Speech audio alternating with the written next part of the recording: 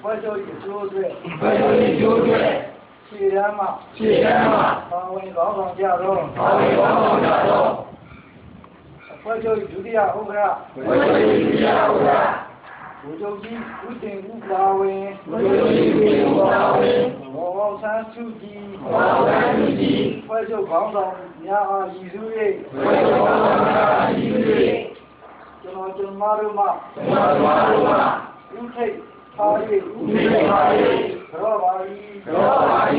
ဒီလိုကြောရရင်ဒီဝါကြောင့်ကျွန်တော်မတို့၏မြန်မာ